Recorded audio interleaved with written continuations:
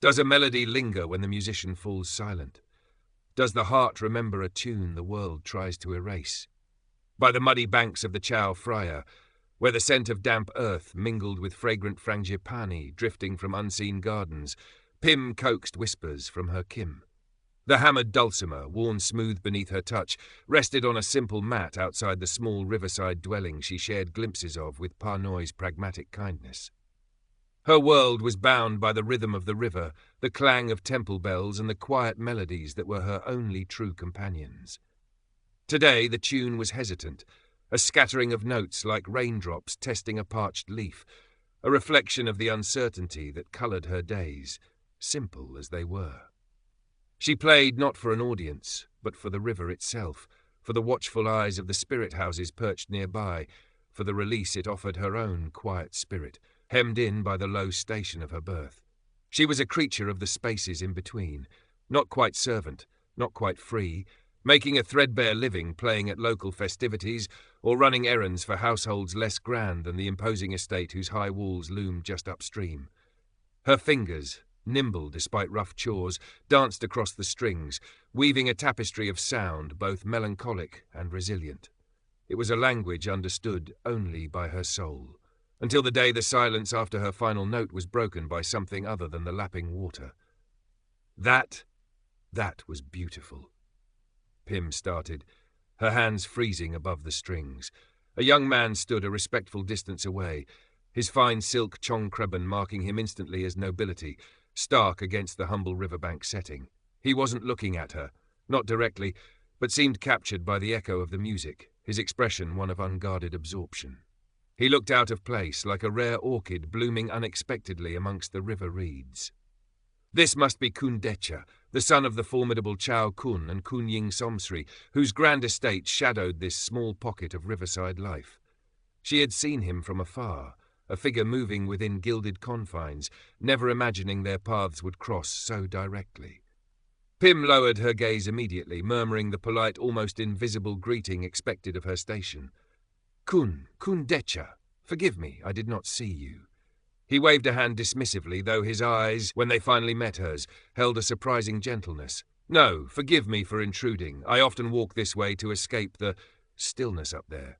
He gestured vaguely towards the unseen mansion. I've never heard playing like that. What was the piece? Pim felt a flush creep up her neck. It has no name, Kun, just something, from my heart. A flicker of deeper interest crossed his face. From your heart? It sounded like the river at dawn. Her breath caught. He understood. Someone had truly heard the voice within the notes. A connection, fragile and unexpected, sparked in the humid air between the high-born lord and the low-born musician. It was a dangerous, impossible spark, but it had been struck nonetheless. The encounter left an imprint on both their minds. For Pim, it was a bewildering mix of fear and a strange, unsettling hope. Fear of overstepping, of drawing unwanted attention, hope that someone, somewhere, could hear the language she spoke through music. For Decha, it was a crack in the polished facade of his existence. Her melody lingered, a counterpoint to the endless discussions of advantageous marriages and courtly duties orchestrated by his mother Kun Ying Somsri. He found reasons, flimsy at first, to wander near the riverbank again. My mother thought she heard music yesterday. She enjoys traditional melodies, he might say, his gaze searching for the familiar sight of Pim and her Khim. Or, I am studying the folklore of the river communities. Perhaps you know some old songs? Pim, guided by Pa Noi's cautious wisdom, remember your place, child. High branches offer shade but also attract lightning, remained reserved, polite, never meeting his eyes for too long. Yet she couldn't deny the quiet thrill that accompanied his appearances. She would play for him, melodies learned from an old temple musician who had first shown her the solace hidden within the strings, or pieces she composed herself, born from the quiet observation of the world around her. Their secret meetings grew, stolen moments tucked away in the dappled shade of a large banyan tree near the water's edge, or brief exchanges during festivals when the crowds offered anonymity. He spoke of his frustration with the gilded cage of his life, his secret love for poetry, the weight of expectation. She spoke hesitantly at first, then with growing confidence about the stories behind the songs, the changing moods of the river, the small joys and sorrows of the lives lived outside the imposing walls of his home. He brought her small gifts, a smooth river stone, a rare fruit from the estate gardens, once even a small sheaf of unused paper and a stick of charcoal for writing. She offered him her music, melodies that seemed to understand the unspoken longing in his heart. "Your music," he told her one quiet afternoon, the air thick with the scent of rain-washed earth, "it says things I cannot find words for." Pim felt her heart swell. This connection, this understanding that transcended the vast gulf of their stations, was becoming the fragile centre of her world. Her playing deepened, imbued with a new richness, a bittersweet awareness of the beauty and impossibility of their bond. But shadows lengthen even in the brightest sun. Panoi, her face etched with worry lines, saw the change in Pim, the subtle glow that lingered after Decca's visits. "Be careful, Pim," she warned, her voice low as she stirred a pot of fragrant curry. "The eagle may admire the sparrow's song, but they cannot share the same nest. Such things invite trouble." Trouble arrived in the form of Mali, another young woman dwelling in the nebulous space of the estate's outer fringes, perhaps a distant relative serving in the household or the daughter of a lesser official. Mali possessed sharp eyes and a sharper envy. She saw the glances Kundecha spared Pim, the small considerations, the way his attention strayed when Pim's music drifted on the air. Mali, who harboured her own ambitions of catching a noble eye or securing a more comfortable position, saw Pim not as a person, but as an obstacle. Her smiles towards Pim became thin, her words barbed with subtle malice. Small incidents began. A bucket of water accidentally spilled near Pim's sleeping mat. A rumour whispered among the servants about Pim being distracted from her duties. Mali's whispers, like insidious vines, eventually reached the ears they were intended for. Kunying Somsri, a woman whose life revolved around the intricate dance of power, alliances, and maintaining her family's impeccable standing, began to notice her son's preoccupation. Decha, normally dutiful if somewhat withdrawn, seemed distant, his attention wandering during discussions about the upcoming betrothal negotiations with the daughter of a powerful minister, a match Somsri considered crucial. She observed him discreetly, her sharp eyes missing little. She noted his frequent walks towards the river, the faint scent of frangipani clinging to his clothes when he returned, the way his gaze sometimes drifted towards the commoners' dwellings. One afternoon, while overseeing the arrangement of lotus blossoms in the main reception hall, Somsri saw Pim delivering a message from Panoi. It was a brief, unremarkable encounter, Pim keeping her eyes lowered, her movements swift and unobtrusive. But Somsri saw the fleeting glance Decha, who happened to be passing through, cast towards the girl. It was too long, too focused. Suspicion, cold and unwelcome, began to harden in the Kunying's heart. She summoned Mali, ostensibly to inquire about the household linens. Mali, sensing opportunity, answered the Kunying's subtle prompts with carefully veiled insinuations. "The riverside girl, Pim? Kunying?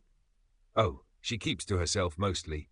Though Kundecha sometimes asks her to play that instrument of hers, he seems quite taken with the folk music." The pause before taken was laden with implication. Somsri's lips thinned. Folk music, a common musician distracting her son from his duties, from a marriage that would secure their family's influence for another generation. It was unacceptable. She began to apply pressure on Decha, her words cloaked in maternal concern. "My son, you seem troubled lately. Remember your duty to our name.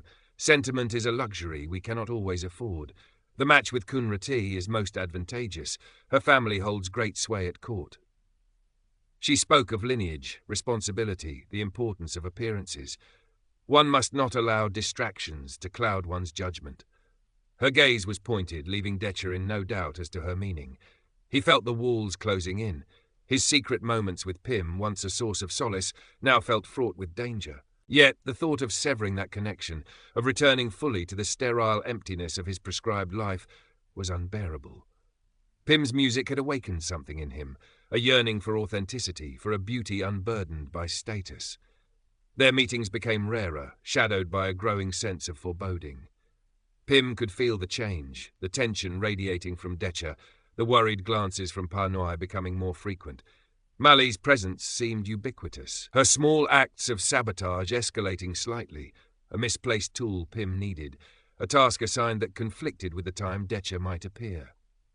One evening, during the Loy Krathong festival, amidst the flickering candlelight and the thousands of Krathongs floating down the Chow Phraya like constellations adrift, Pym and Detcher found a moment of shared anonymity. They stood apart from the crowd, watching the river carry away prayers and misfortunes.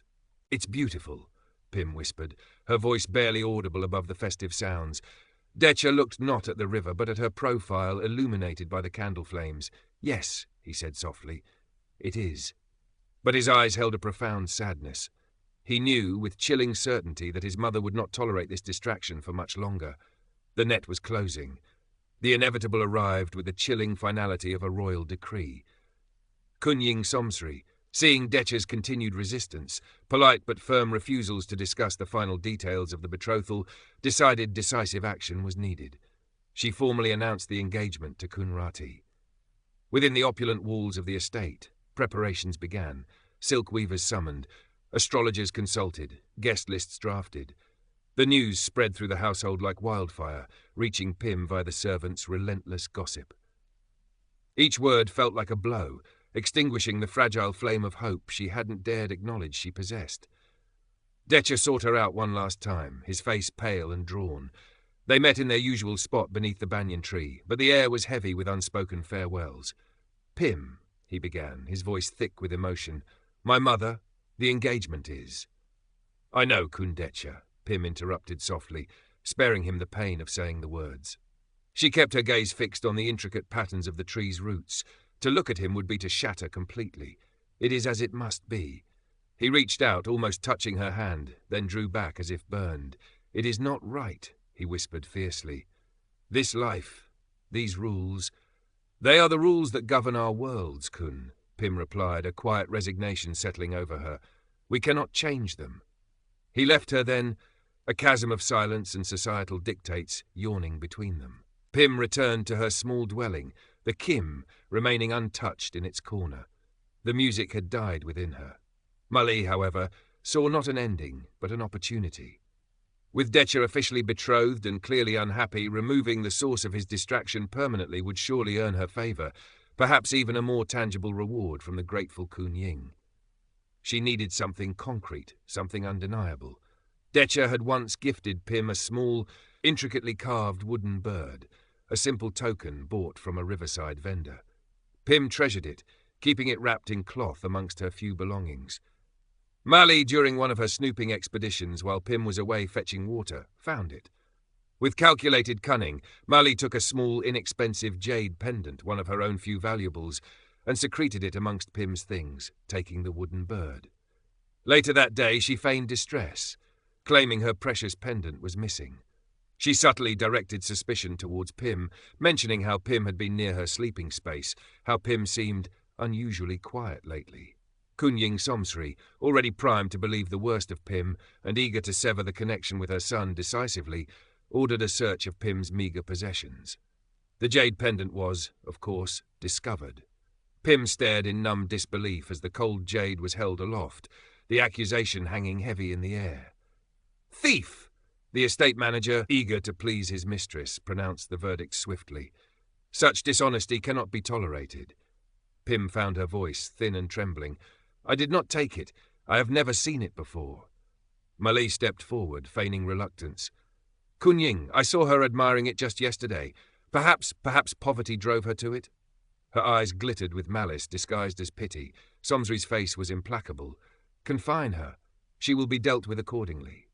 Perhaps a beating will loosen her tongue, or perhaps selling her further downriver would be a more permanent solution." Pym was dragged away, the world tilting into a nightmare. Pa Noi watched helplessly, tears streaming down her face.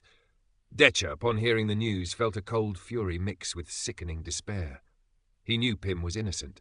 He suspected Mali's handiwork, remembering her envious glances. But to accuse Mali, to defend Pym openly now, would mean revealing the depth of his own transgression, defying his mother completely, and potentially ruining not just himself, but Pym beyond any hope of recovery. He was trapped, bound by the silken ropes of duty and consequence. Pim was alone, facing the grim reality of her powerlessness. Confined to a small, airless storage hut, Pim sank into despair. The rough walls seemed to press in on her, mirroring the suffocating weight of the false accusation. Days blurred into a haze of fear and humiliation. Scraps of food were pushed through a slot, barely enough to sustain her. The threat of a beating, or worse, being sold away like chattel, hung over her constantly. Where was the music now? The melodies that had once offered solace felt distant, mocking. Had her brief connection with Kundecha brought only ruin? Parnoy's warnings echoed in her mind. Parnoy, however, was not idle. Though powerless against the Kunying's authority, she used her network among the servants, listening, observing. She learned that a major merit-making ceremony was planned at the estate in a few days' time, an event Kunying Somsri intended to use to showcase her family's piety and reinforce the announcement of Decha's advantageous engagement. Many important guests would be present. Parnoy saw a sliver of a chance, a desperate gamble. Using a trusted intermediary, she managed to smuggle a message to Pim. The ceremony. Music will be played. Be ready. Ready for what? Pim didn't know, but the cryptic message stirred a flicker of defiance in the embers of her despair. Meanwhile, Decha wrestled with his conscience. The image of Pim, falsely accused and imprisoned, tormented him. He confronted Mali subtly, questioning her about the pendant, observing her too quick denials, her shifting eyes. He couldn't prove anything, not yet, but his suspicions solidified. He pleaded with his mother, arguing Pim's gentle nature, the lack of any prior misconduct. "Enough, Decha!" Kunying Somsri cut him off sharply. "Your sentimentality is misplaced. The girl is a thief, a disruption. Consider the matter closed. Focus on your duties and the upcoming ceremony. Our family's honor depends on it." Her eyes were cold, her decision final. Decha realized direct confrontation was futile. His mother saw Pim only as an inconvenient symbol of his defiance. He needed a different approach, but time was running out. The day of the ceremony dawned bright and humid. The estate buzzed with activity, servants rushing, incense scenting the air, guests arriving in colourful silks. Pim was brought out from the hut, blinking in the sudden sunlight, her clothes dishevelled, her spirit dimmed but not extinguished. She was led not to a whipping post, but towards the pavilion where musicians were assembling. Malay, positioned strategically near the Kunying, watched with smug satisfaction. Her plan, it seemed, was working perfectly. Perhaps she had suggested Pim play, anticipating a humiliating failure that would seal her fate. Pim saw her Khim, placed ready, her heart hammered against her ribs. "Be ready." Parnoy's words. Ready for what? To play her own requiem. Then she saw Decha, standing near his mother, his face a mask of controlled anguish, but his eyes met hers across the courtyard for a fleeting second. In that glance, she saw not pity, but a silent, desperate plea. And something else, resolve. A signal was given. It was Pim's turn. Trembling, she knelt before her instrument. The assembled guests murmured, some recognizing the thieving servant girl, others merely curious. Kunying Somsri watched with impassive severity. Mali smirked. Pim closed her eyes, took a deep breath, and let her fingers find the strings. Instead of a traditional celebratory piece or a faltering, fearful melody, something entirely new flowed from the Khim. It began softly. A lament woven with threads of injustice, the notes shimmering like unshed tears. It spoke of confinement, of false witness, of beauty trampled underfoot. The music was technically flawless, her fingers moving with a desperate precision, but it was the raw emotion pouring through it that silenced the courtyard. Guests shifted uncomfortably, their polite smiles fading. The melody wasn't just sad, it was accusing. Then the theme shifted. A thread of defiance emerged, notes climbing higher, stronger, like a vine seeking sunlight. It evoked resilience, the enduring spirit that refused to be crushed. It spoke of truth, simple and unadorned, resonating in the clear, pure tones of the dulcimer. Pim incorporated a subtle recurring motif, a sequence of notes Decha had once hummed, a fragment of a poem he loved. It was their secret language, now broadcast in the open, a declaration understood perhaps only by him, but felt by all. The music didn't accuse individuals, it lamented the cruelty of circumstance, the blindness of pride, the ease with which innocence could be condemned. It painted a picture not of guilt, but of profound sorrow and unwavering integrity. Mali's smirk vanished, replaced by a growing unease. She hadn't anticipated this power, this eloquence without words. Kunying Somsri's composure finally cracked, a flicker of stunned disbelief crossing her features. The guests were utterly captivated, moved by the sheer force of Pim's performance. The music hung in the air, heavy with unspoken truths. As the final note faded into a resonant silence, Pim kept her head bowed, her body trembling with the aftermath of the emotional outpour. Before the spell could be broken, before the estate manager could bark an order, Detcher stepped forward. His voice was clear, cutting through the stunned silence. "Kunying, esteemed guests," he began, bowing slightly but keeping his gaze steady. "You have heard the music. Does that sound like the heart of a thief?" Gasps rippled through the crowd. Kunying Somsri shot him a look of pure fury. Detcher continued, addressing his mother directly, though his words were for all to hear.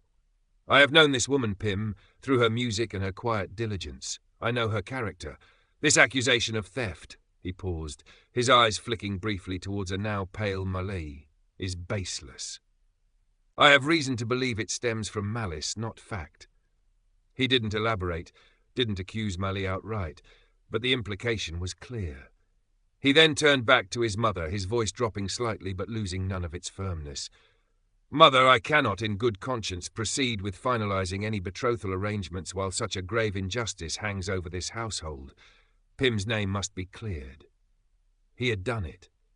He hadn't confessed their bond, hadn't overtly defied his mother's core ambition, but he had linked his obedience to Pim's exoneration. He had used his position, his privilege, to shield her, throwing the carefully constructed social order into momentary disarray. He stood tall, bracing for the storm, his gaze locking once more with Pim's bowed head. In that moment, beneath the weight of judgment and the power of her music, they were allied against the world. Current part characters, 3,985 total characters, 23,152. The aftermath was swift, though largely unseen by the departing guests who left with murmurs of the unexpected drama. Kunying Somsri, trapped by her son's public declaration and the undeniable impact of Pim's performance, was forced to backtrack. To punish Pim now, after Detcher had championed her innocence so publicly and linked it to his own compliance, would reflect poorly on the family, suggesting internal discord or, worse, a flawed judgment. Malay, crumbling under the Kunying's icy interrogation and Detcher's pointed implications, confessed her deceit. Her fate was swift and ignominious, dismissed from the estate's service, sent away in disgrace, her ambitions turning to ash. Pim was officially cleared, the jade pendant returned to its disgraced owner, but freedom from accusation did not mean freedom to remain. Her presence was now an undeniable symbol of Detcher's defiance, a constant reminder of the fissure in the family's facade. Kunying Somsri, though outwardly composed, radiated a cold fury towards her son and an unforgiving dismissal of the girl who had caused such disruption. It was unspoken but absolute. Pim had to leave. Parnoy understood immediately. "It is not safe for you here any more, child," she said sadly, pressing a small bundle of carefully saved coins into Pim's hand. "The Kunying will not forget, and Kun Detcher, he has paid a price for defending you. You must go, far from Ratanakosin."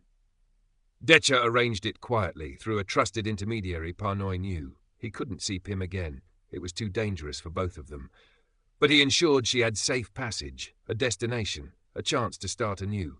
A boat was waiting downriver, heading north towards Ayutthaya, the old capital, where ancient temples offered sanctuary and life moved at a different pace. Their farewell was unspoken, unseen.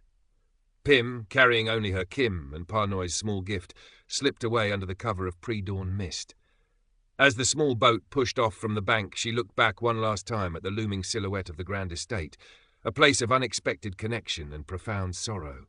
She felt no bitterness, only a deep, aching sense of loss, mingled with a strange, quiet strength she hadn't possessed before. She had found her voice, not just in music, but in survival. Detcher watched the river from his window, knowing she was gone. His relationship with his mother was irrevocably altered, settling into a pattern of polite distance and unspoken resentment. The advantageous marriage to Kunrati eventually proceeded, a hollow affair of state, securing the alliance his mother craved, but leaving Detcher emotionally adrift. He fulfilled his duties, moved through the motions of his noble life, But a vital part of him remained anchored to the memory of riverside melodies and a connection that defied rank. He had acted with integrity, but the cost was a lifetime of quiet longing. Years passed. Ratanakosin flourished, the new capital growing grander, its river arteries pulsing with trade and life. Kundecha lived the life prescribed for him, respected in courtly circles for his intellect and quiet dignity, known for his patronage of certain arts, though few understood the deep melancholy that sometimes shadowed his eyes. He never remarried after Kunrati passed away young and childless, dedicating himself instead to scholarship and occasional duties for the king. His relationship with his mother remained cordial but cool until her death. He sometimes walked by the river near the